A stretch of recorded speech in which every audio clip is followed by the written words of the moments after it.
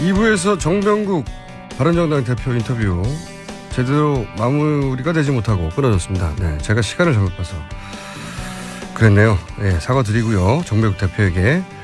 자, 이번에는 이어지는 두 번째 인터뷰입니다. 지난 주말에 서울 광화문으로 다시 촛불이 모이고 있죠. 이 자리에 함께했던 분입니다. 이재명 성남시장 전화로 연결되어 있습니다. 안녕하세요, 시장님. 네, 반갑습니다. 이재명입니다. 네, 요즘 저희 인터뷰 요청을 이렇게 안 받아주십니까? 설마 그럴 리가 있겠습니까? 네. 자, 바쁘시더라고요. 네. 바쁘신 와중에 어제 촛불 집회 나가셨는데, 오랜만에 나가신 거죠? 저는 매주 나갔습니다. 아, 그러세요? 네네. 서울 광장에 매주 나오셨어요? 그럼요. 그런데 뉴스가 안 됐나요? 뉴스가 안 나옵니다. 저는 제가 움직이는 거 전혀. 자, 제가 저번 주 주말에 갔다가 네. 민주당을 원망하는 네. 왜 대선 후보들이고 민주당이고 관심을 안 갖느냐 불안하다 뭐 이래서 제가 성명서도 한번 낸 일이 있고. 그렇죠. 가장 먼저 성명서를 내셨어요. 이게 네. 탄핵 인용을 지나치게 낙관하는 것 같은데 네네. 그렇게 봐서는 안 된다. 위기의식을 느끼신 것 같은데 제가 비난을 엄청나게 많이 들었거든요. 그날. 네, 그때만 하더라도 사람들이 무슨 소리냐 했어요. 근데 최근 분위기가 뭐랄까 새누리당이 뭔가 자신감을 가진 것 같다. 이런 느낌 안 받으십니까? 저는 새누리당과 박근혜 자신을 가졌을 뿐만 아니라 네. 지금 기각될 경우를 대비해서 네. 소위 사전 작업을 하고 있다는 느낌이 듭니다. 어떤 액션을 보고 그런 생각을 하십니까? 뭐 국회의원들까지 전에는 미안하다 잘못했다 그러더니 무슨 탄핵이냐 그러고 현장에 나올 뿐만 아니라 네. 특히 탄핵 의결을 결정에 대해서 언제가 어떤 결정을 해도 승복하자 이렇게 얘기를 하고 있는데 이게 지금 재판관 앞에 서 있는 사람이 하는 얘기로는 믿어지지가 않죠.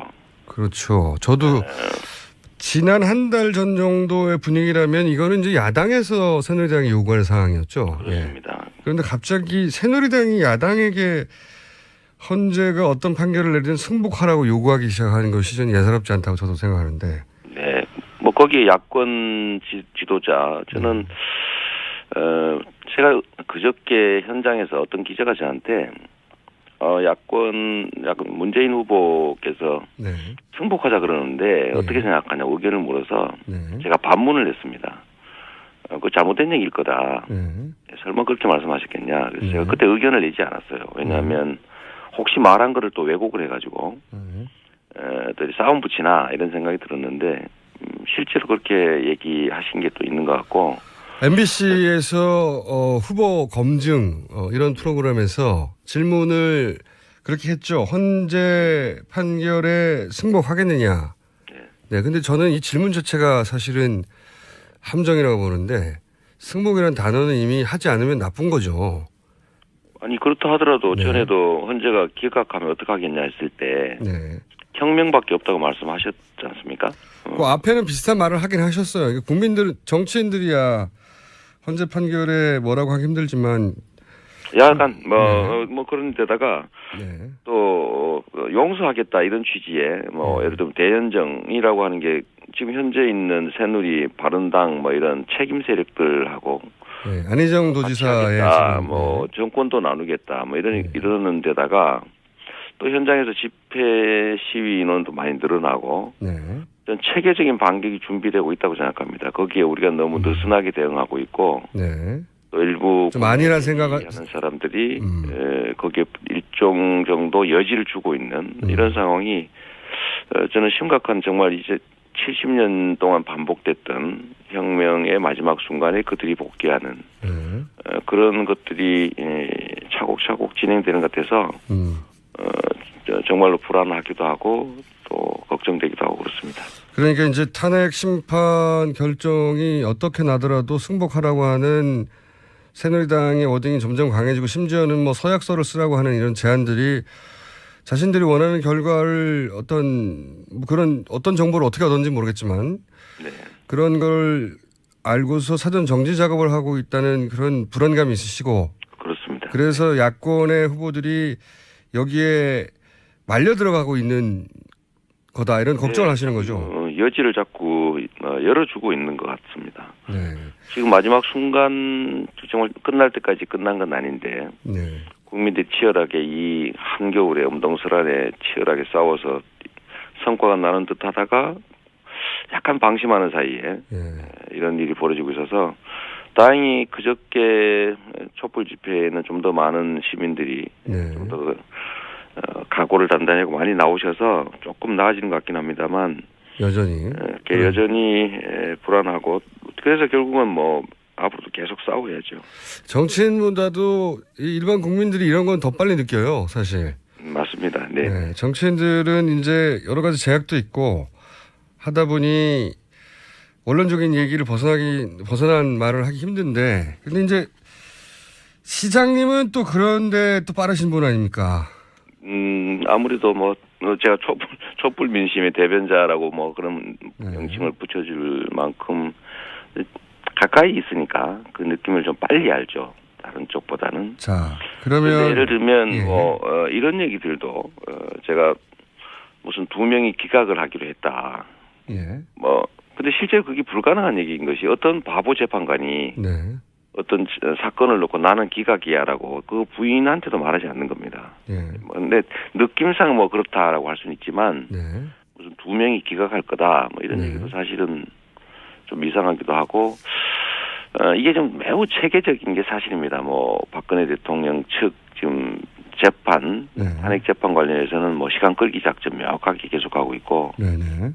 또 황교안 특검 연장 제가 보기에는 그 사람은 안 할 겁니다. 안 하겠죠. 욕을 먹더라도. 네. 근데 거기 혹시 되지 않을까? 설마 뭐 그렇게 하겠냐라는 얘기들도 하고 하는데 너무 그야말로 좀 느슨하게 대응하고 있는 느낌이 많고 너무 쉽게 하는 것 같아요. 저들의 기묘함과 이런 조직력 그다음에 뿌리에 숨어 있는 그 거대한 세력들의 네. 힘 이런 거 정말 잘 인지 못하고 쉽게 생각하는 것 같습니다. 되돌아보면 뭐 그런 위기가 보수 진영에 왔을 때 구테타를 하거나 아니면은 뭐 전두환 장군이 등장을 해버린다든가 네. 또는 뭐 3당 합당을 해버린다든가 뭐 노태우선은 유기우선은 다 이때까지 반복됐던 거죠. 그런데 이번에는 그렇게 쉽게 될 거라고 생각하는 건 굉장히 아니라다 이렇게 보시는 거죠. 그렇습니다. 지금 과거에 이들이 무슨 짓을 했냐면 사람들을 수백 명 총으로 쏴 죽이면서까지 권력을 다시 가져간 사람들입니다. 지금 이 사람들이 만약에 그렇게 할 수 있는 상황이라고 느끼면 그렇게 할 수 있는 거죠. 그런데 예를 들면 국민들은 이거를 정말 심각하게 여기고 엄중하게 정말 대응하고 싸우는데 이 국민을 대리하는 정치권이 너무 안이하다는 생각이 듭니다. 이게 지금 국가의 운명 어쩌면 이 국민들의 생명이 걸린 치열한 국면에서 너무 자기 계산이 빠르지 않냐. 그러니까 결국은 주말이 광화문이 비어버린 상황이 발생하고 그러다 보니까 저들도 자신감을 얻고 우리가 숫자가 더 많다. 조직 동원하고 그래서 우세를 점하기 시작했다라고 믿기 시작한 거죠. 좀 재고해 볼 필요가 있습니다. 알겠습니다. 뭐 상식적으로라면 헌법재판관 2명이 마음속으로 그렇게 결정한 걸 어떻게 알겠느냐 하는 게 이제 상식적인 당연한 지적인데 네. 상식만으로 해설할 수 없는 일들이 많이 벌어졌으니까요. 그러니까 물론 기각될 수 있죠. 그래서 열심히 싸우는 거고 네. 기각에 대비해야 되는데 무슨 너무 낭서에 가까운 그런 얘기라고 생각됩니다. 2명, 3명 네. 추정할 수 있죠. 왜냐하면 숫자가 적어지면 가결 가능성이 점점 적어지는 건 사실이니까. 예. 그런 정도고. 기각설 자체를 믿지는 않으시지만 분위기가 저쪽에서 심상치 않은 건 분명하다. 이 정도로 보시는 거군요. 이게 절대로 있어서는 안 될 일이 벌어질 가능성이 커지는 건 사실이에요. 자, 그러면 헌재 결과에 승복하는 서약서까지 쓰라고 이제 새누리당에서 나오기 시작했고, 예. 그리고 보수 언론에서도 헌재가 어떤 판결을 내리든 승복해야 된다는 사설도 굉장히 많이 나오고 있습니다. 갑자기. 네. 예. 그럼 시장님의 입장은 어떻습니까? 만약에 탄핵이 헌재에 의해서 기각됐다. 그러면 예. 그거야 당연한 얘기인데 네. 헌재도 국민을 대리하는 공무원에 불과하고 네. 대통령도 국회도 마찬가지입니다. 국민 대다수 그야말로 10중 8구가 예. 이것을 해고해야 된다, 탄핵해야 된다라고 예. 결정하고 지금 촛불을 들고 싸우고 있는데 대리인들이 국민의 뜻에 어긋나는 결정을 하면 주인의 입장을 관철해내야죠. 네. 그게 민주주의고 그 대의제 하에서 대리인들이 어떤 태도를 취할지를 국민들이 결정할 수 있다는 것 아닙니까? 네. 그러니까 국민의 뜻에 어긋나는 민심에 반하는 결정을 했다면 당연히 원래로 돌아가서 퇴진 투쟁을 끝까지 더 강력하게 해나가야 되는 것이고 헌재도 국민의 뜻을 그야말로 무시한 정도가 아니라 배반한 정도 수준의 결정을 하게 되는 건데 네. 그렇다면 헌재에 대해서조차도 책임을 묻는 즉 탄핵 절차를 시작하든 아니면 퇴진 투쟁을 시작하든 해야 되고 원래로 되돌아가야죠. 지금 헌재를 믿고 국민들이 잠시 방심했고 정치권도 그랬는데 그걸 배신했다면 가만히 있을 게 아니라 내가 모습한테 일 맡겨놨는데 이 사람이 하지 말라는구나. 그럼 주인의 뜻이 어긋나도 그냥 모습이 하자는 대로 해야지. 이게 민주주의가 아니지 않습니까? 치열하게 더 강력하게 싸워야죠. 퇴진 투쟁해야 됩니다.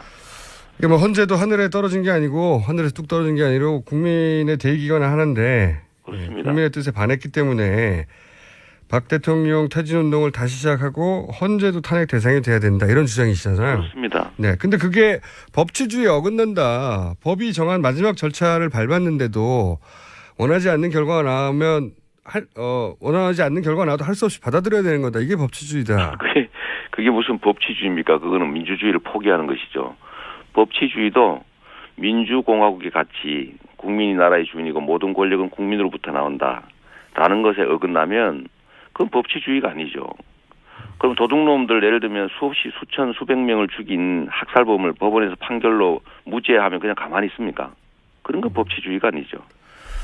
그럴 때는 국민의 이름으로 싸워야 되고 이런 것을 국민의 저항권이라고 합니다. 네. 그 법치주의가 더 상위의 개념에 어긋날 때는 그것도 싸울 대상이 되는 거다. 이렇게 이제 그렇습니다. 그거를 저항권이라고 거예요? 하고 거기에 모든 권력은 국민으로부터 나온다. 대한민국의 주인은 국민이다. 여기에 반하는 것 아닙니까? 알겠습니다. 그 뜻은 충분히 알겠고요. 이건 어떻게 보십니까? 특검 연장을 안 해줄 거라고 초반에 말씀하셨는데 네. 안 해줄 것 같아요. 그러면 남은 수단은 뭐가 있죠? 국회에서 지금 뭐 바른당까지도 양심이 있어서인지 그야말로 일말의 양심이라도 있어서라고 보여지는데 특검 연장 법안에 동의한다고 하니까 새누리당이 반대를 해도 직권상정해서 특검 연장해야죠. 아니 그 테러 방지법 이런 이상한 법도 직권상정하는데 네. 우리가 왜 이런 그야말로 온 국민이 원하는 또 정의와 상식에 부합하는 법률을 통과시키는데 직권상정 망설이는지 이해가 안 되고 저는 이번에 당연히 직권상정해야 되고 또 직권상정 될 거라고 봅니다. 새누리당이 끝까지 반대하면 정세균 국회의장의 직권상정이라도 해서 특검 연장을 해야 한다. 그렇습니다. 직권상정에 대해서 정치권 그러니까 여의도에서는 참 부담을 많이 가지는 거더라고요. 이 직권상정에 대해서는. 직권상정 세월호 특별법이라든지 특검법 당연히 직권상정해야 됩니다. 이게 대한민국의 국민의 생명과 안전을 지키는 일, 대한민국의 민주주의의 토대가 부서질 판에 그걸 다시 복구하는 길 이런 것처럼 중요한 일이 어디 있습니까? 저는 문구에 연연하지 않고 저들이 그랬던 것처럼 똑같이 하자는 건 아니지만 그래도 최고의 민주적 가치 이거 지키기 위해서 할 수 있는 일을 하라고 우리가 국민들이 뽑아놓은 것인데 저는 이번에는 뭐 당연히 직권상정해야 된다고 봅니다. 안 하면 국민들이 용서하지 않을 것 같습니다. 알겠습니다. 이 탄핵 국면에서 사실은 선명한 태도로 지지율이 급상승을 하셨는데 최근에 좀 주춤하세요. 네. 그거야 뭐 바닥은 안 그렇다고 보고요. 네. 저희가 마이너 아닙니까? 마이너 중에서도 비주류와 사이드에다가 뭐 재벌하고 싸우지요. 뭐 유력 언론들과도 다투지요. 제가 심지어 오늘 국방부를 군부대를 방문하는데 국방부 측에서 이재명은 성남시장이니까 성남 관내 외에 부대 방문은 허용하지 않겠다. 이렇게 나왔어요. 아니 그럼 문재인 대표는 그 뭐지 왜 그러면 제가 이제 공식 강의하려고 그래요. 제가 이제 오늘은 일단 관내 패트리어트 부대를 가긴 하는데 네. 전망 같은데 오지 말라는 거죠. 하지 말라는 거죠. 이제 이재명은 나오지 마라. 뭐 그런 건데 그런데도 불구하고 저는 이길 거라고 보고요. 하다못해 제가 언론에 좀 나오면 저거 키워가지고 뭐 보수 언론이 저 문재인 견제하려고 그런다. 뭐 보수의 무슨 아바타다. 뭐 이런 식의 마타도까지 있으니까. 제가 언론이나 소위 주류 세상에서 제가 그 주류들의 그 수단으로 제가 도움받을 거 기대하지는 않지만 지금 언론에서 사실은 제가 사라지고 있지 않습니까? 보도량이나 뭐 출연량이나 이런 걸 비교하면 제가 갖고 있는 뭐 유치하긴 하지만 뭐 지지율 순위나 비중이나 이런 게 전혀 반영되지 않아요. 맞습니다. 그렇게 국민들의 눈에서 사라지니까 전화로 물어보면 못 본 사람을 지지한다고 할 리가 없지만 저는 결국 경선 국면이 들어가면 실제로 이 나라를 제대로 바꿀 사람이 누구일까? 그야말로 단순한 정권 교체를 할 사람을 뽑을 것인가? 아니면 세상을 진짜로 바꿀 사람을 뽑을 것인가에 대해서 적극적으로 행동하는 지지자들이 저는 경선을 그야말로 이변을 만들어낼 것이라고 봅니다. 알겠습니다. 일정 정도 분석에 동의하면서 또 한편으로 시장님도 잘못한 건 있지 않습니까? 지지율 하락에? 잘못이 있죠. 뭐 다 제가 부족해서 생긴 일이긴 한데 뭐 그럼에도 불구하고 그런 요소들도 있죠. 오늘 지지율이야 뭐 급격히 올라갔다가 급격히 떨어지기도 하죠. 그럼요. 지지는 뭐 거품 같은 거니까요. 바람처럼 왔다가 바람처럼 가는데. 하지만 시장님 본인이 잘못한 것도 있다는 걸 인정하시고요. 그럼요. 마지막 질문입니다. 네. 마지막 질문인데 사실 이 탄핵 국면에 대한 우려는 저도 하는 편이라 인터뷰를 앞으로도 더 선명한 입장을 가지신 분이라 요청하겠지만 그거 마무리하기 전에 오늘 이제 북한이 탄도미사일을 발사했지 않습니까? 어제. 어제죠, 참 어제. 그리고 이제 사드 반대 집회를 참석하셨어요. 상당히 잊혀져 가고 있는데 이 사드에 대한 입장을 먼저 간략하게 얘기해 주십시오. 군사적 긴장을 완화할 방법. 대한민국이 분단 국가고 이 우리의 운명이 걸린 일인데 지금 완전히 주변 강대국들한테 우리의 운명을 맡기고 있습니다. 대화 단절하고 점점 강경 일본도 정책으로 평화는 멀어지고 심각합니다. 저는 이런 남북 관계의 문제를 푸는 제1의 길은 평화 체제를 구축하는 것이라고 보고 안보의 최고 목적은 안전하게 사는 것 아니겠습니까? 그래서 남북 간의 정전협정을 평화협정으로 전환하고 또 북미, 또 북일 수교 지원하고 또 상호간의 대표부 파견하고 경제 민간 교류 확대하고 신뢰 회복하고 또 이렇게 가는 것이 맞다고 봅니다. 그런데 지금 계속 적대적 관계가 이제 심화되다 보니까 결국 군비 경쟁 일어나고 또 그것이 결국 대한민국의 안전을 위협하죠. 지금 사드 관련해서는 이런 군사적 그 갈등과 그다음에 대립 이게 격화되는 주요한 매개체가 되고 있어요. 북한의 대응에 약간 위협에 대응하는 요소보다는 중국을 겨냥하는 측면이 많고 그것이 북한에게 기회를 만들어주고 한반도의 안보는 점점 나빠지고 일본과는 군사정보보호협정하고 뭐 이런 것들 때문에 우리한테는 불이익이 너무나 크고 미국한테는 이익이지만 반사적으로 북한이 얘한테 이익을 보는 이상한 상황이 됐습니다. 반드시 철회되는 것이 맞고 또 일부 말씀이 하면 이게 잘못됐지만 이미 합의했는 거 어떡하느냐라고 말하는데 잘못된 합의는 처리하는 게 국가 지도자가 할 일이죠. 그런 어려운 일을 하라고 권력을 주는 겁니다. 쉬운 거 할 거면 대통령 필요 없죠. 알겠습니다. 오늘 여기까지 알겠고요. 듣겠고 시장님 좀 힘내시고요. 목소리가 많이 과거에 비해서 좀 쳐주셨어요. 아니 제가 어제 그 사드 그 집회 현장 가서 소리를 지르가 목이 쉬어서 좀 그렇습니다. 지지율과 함께 목소리가 잦아든 것 같은데요. 그렇지 않습니다. 여기까지 살아나한테 걱정하지 마십시오. 네. 알겠습니다. 감사합니다. 여기까지 하겠습니다. 감사합니다. 네, 감사합니다. 네.